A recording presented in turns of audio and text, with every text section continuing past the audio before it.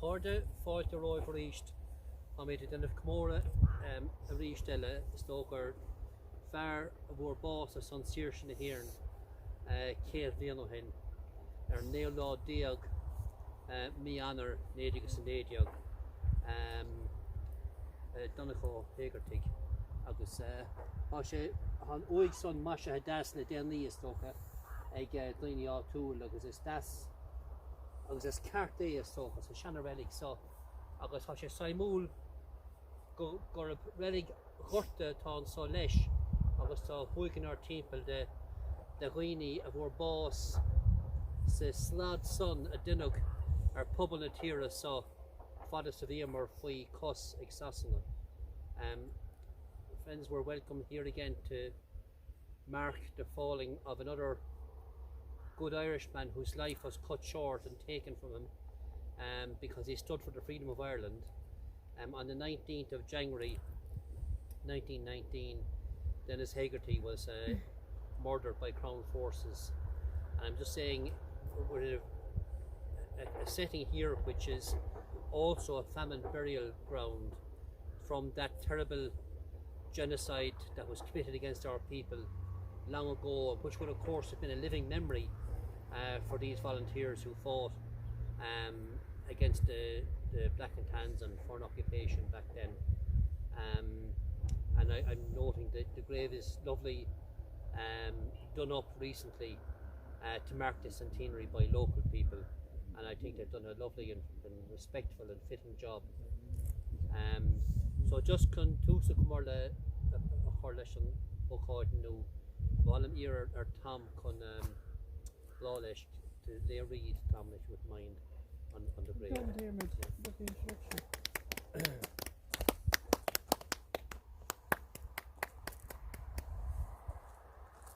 And this a chur de beg no make túna going in no more than óglach féin gur maith agah. And this a chur de ní mór doing chur a goibhne doing hain cén fá a raibh le héadí den óglach so a fritar son sír na tíre charíd na haimene a bhí a có. It's no harm for us to bring to mind why young volunteers 100 years ago went out rifles in hand and put their own lives on the line and were fearless and fought a battle against a terrible enemy.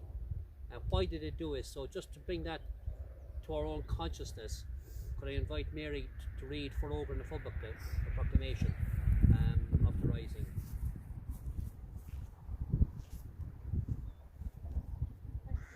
It's an honour and a privilege to stand at the grave today, and an additional honour and privilege to read the proclamation, which was an ambiguous statement to the entire world of the inalienable sovereignty of our ancient country.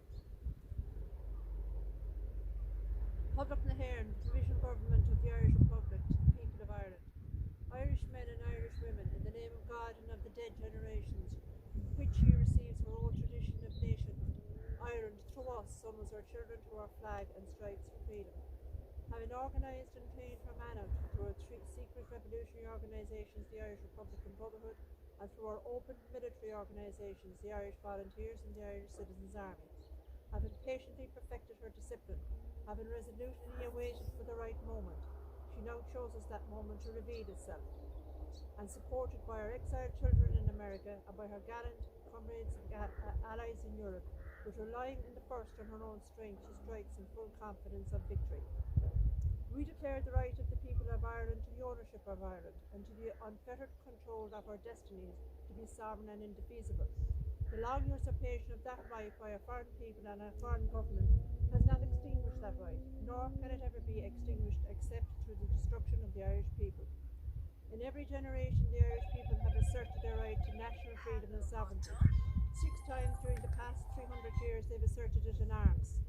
Standing on that fundamental right, and again asserting it in arms in the face of the world, we hereby proclaim the Irish Republic as a sovereign, independent state. And we pledge our lives and the lives of our comrades in arms to its cause, its freedom, and to its welfare, and of its exaltation among the nations of the world. The Irish Republic is entitled to, and hereby claims, the allegiance of every Irish man and every Irish woman. The Republic guarantees religious and civil liberties, equal rights and equal opportunities to all its citizens, and declares its resolve to pursue the happiness and prosperity of the whole nation and of all its parts, cherishing all of the children of the nation equally and oblivious of the differences carefully fostered by an alien government which has divided the minority from the majority in the past. Until our arms have brought about the opportune moment for the establishment of a permanent national government, representative of the whole people of Ireland and elected by the suffrages of all her men and women, the provisional government hereby constituted would administer the civil and military affairs of the Republic in trust for the people. We place the cause of the Irish Republic under the protection of the Most High God, whose blessings we invoke on our arms, and we pray that no one who serves that cause will dishonour it by cowardice, inhumanity, or rapine. In this supreme hour, the Irish nation must, by its valour and discipline, and by the readiness of its children to sacrifice themselves for the common good, prove itself worthy of the august destiny to which it is called. Signed on behalf of the Provisional Government by Thomas J. Clark, Sean McDermott, Patrick Pierce, James Connolly, Tomas MacDonagh, Eamon Cant, and Joseph Monk.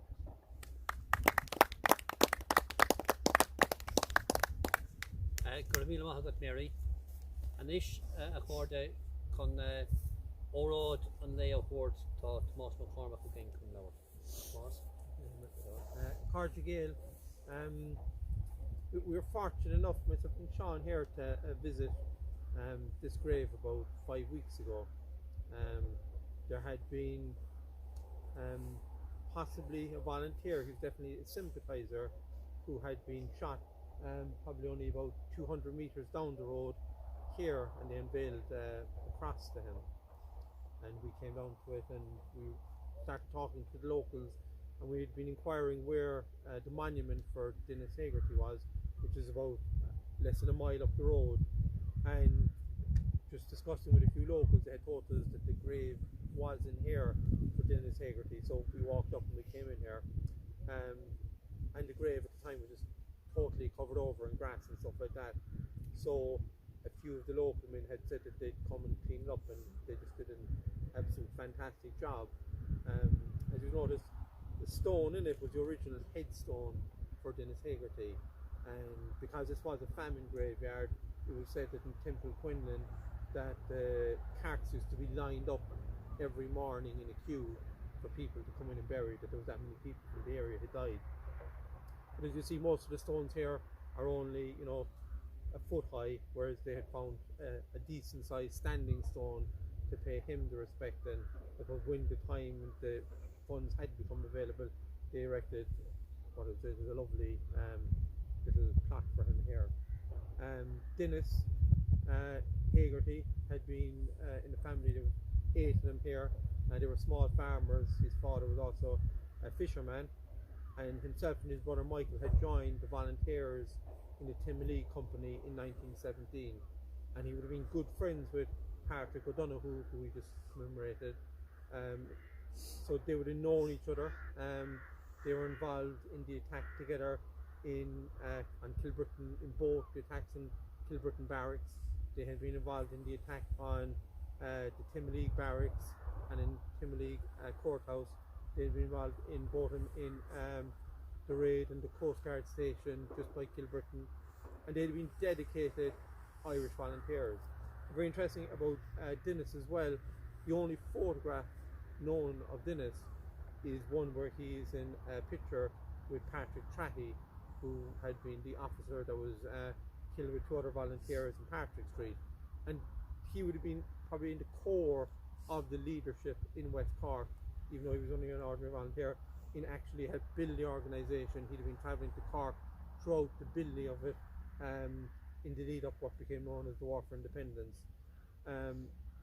So after the attack on the Kilbrittain Barracks, the Essex Regiment had come out from Bandon, and they had been doing a roundup over a number of days.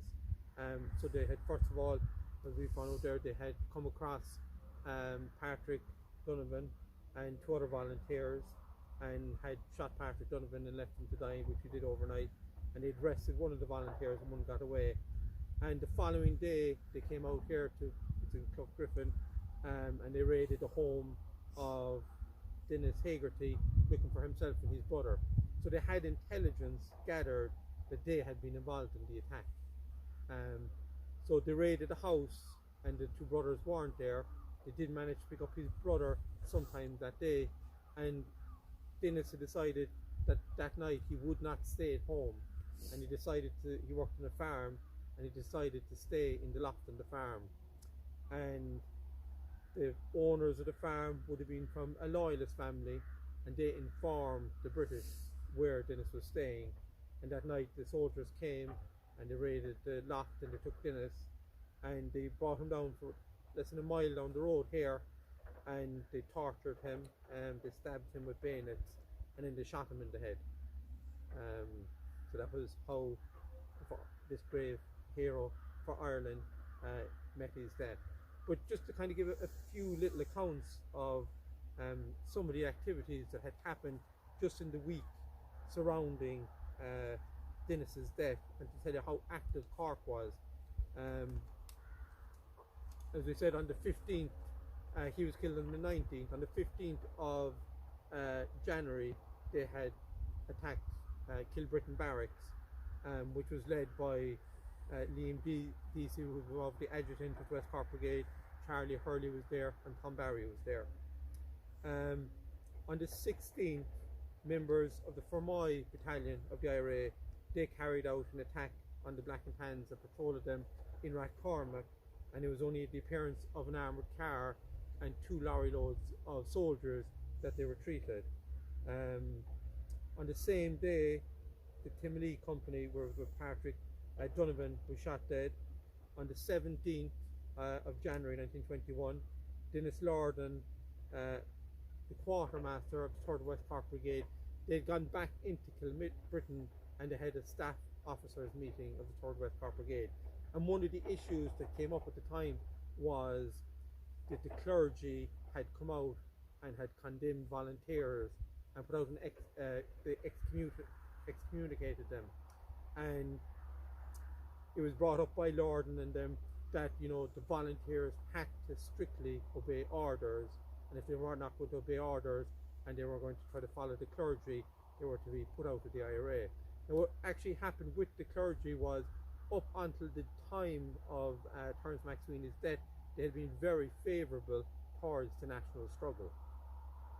And just before Christmas, the English had kind of publicised the Partition of Ireland Act, and the Catholic Church had been told that they could have a Catholic state in the south and a Protestant state in the north, and in effect divide and conquer the Irish people.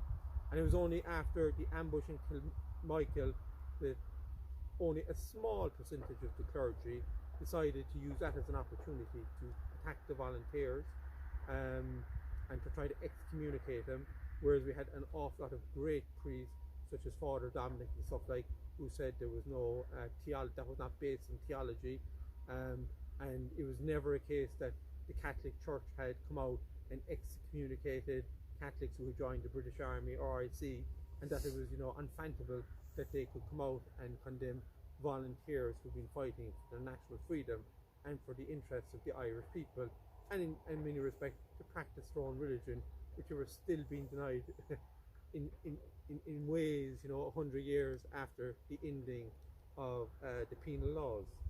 So that was one thing that came out of that meeting. Also, the same day, the Mallow Company were involved in an attack on the British Army, and one of their officers, Daniel McCarthy, was arrested for having seditious documents, which actually having newspapers of a nationalist perspective. The same day again, 2 RIC men in Cork City were followed by the intelligence officers of the 1st Cork Brigade, and these 2 particular men had been noted for brutal treatment of IRA volunteers in Cork. Their names were Malif and Ryan. And to tell you how things had gone on so much kind of naturally at the same time, the 2 men had gone to the Mardyke to a rugby match. You know, that they thought they could live, you know, casual lifestyles, and in the evenings, you know, torture Irish Republicans. but Michael Murphy of the 2nd Battalion and a few other of them, they followed them there, and on their way back into the city, they shot both men. Unfortunately, both men survived. But on the following day, on the 20th of January, the day after Denis had been killed here, the IRA executed one spy in the Mill Street area, and the Newmarket Battalion had engaged in another ambush on the British forces in Charleville, and Sean Moylan had been involved in it. But he would also tell you that the volunteers had been very, very eager, and there was great initiative amongst local commanders to go look for the British. So this way, the Newmarket, company going to Charleville, going seeking out the enemy. It's very kind of good to point out as well. On the same day, the Bandon Battalion Flying Column was mustered again, which had kind of gone quiet over Christmas and stuff like that. And we often hear about the 3rd West Cork Brigade Flying Column, but every battalion area also had a flying column. Bandon would have probably been the most active nearly in the entire Cork under the Hales brothers and stuff like that. Again, on the same day, the 20th of January, Tom Barry and them had come across ex-British Army fella in a place just kind of outside Inniskeen, who, because of the clothing of the volunteers and the bandoliers and stuff they had, that he had suspected that they were actually a casual regiment of the British Army, and he approached them and he offered information on local volunteers and their houses and stuff like that. And it would tell you that a lot of those who served in the British Army didn't come back and give allegiance to their country. They didn't accept the democratic wishes of the Irish people who voted for national independence twice in 2 democratic elections, the 1918 general election and in the local elections. And he actually was executed as well. And the following day, again, another person had come forward on the 22nd in Passage West, another British soldier who was offering information, and he was executed again by the IRA. But it would just kind of give you the scale of activity that was going on in just surrounding in 1 week alone. It was only 2 weeks after Christmas. But and these are just some of the accounts. But there was probably 5 or 6 major attacks on the British Army in Cork and stuff like that, as well as an awful lot of the smaller stuff would have been tracking down RIC men who were quite brutal. And it's very interesting, they only ever targeted off-duty RIC men who were brutal in their treatment against IRA men during interrogations. I think in the period between 1918 to 1921, they released over 800 RIC and British Army men who had surrendered, and they only ever really went after people, and even in the case of informers, they only ever went after them where they had been involved in the killing of Republicans or in the torture of them. And in most cases, I think I'd say in about 80% of informers had been just put out of the country. I suppose that's just some of the background in relation to Denis Hegarty, and hopefully over time we'll learn some more and stuff like that. But Thanks so much. It was very interesting to us, a lovely account showing you the vibrancy in the community. Yeah. That, and as Paul said, on their own initiative, were seeking out the enemy to wage war against them. So we have a huge debt, and we're doing our minimum in that we're acknowledging them, and we'll continue to do so right for the next 2-3 more years. However, wherever they fell, we'll honour their memory.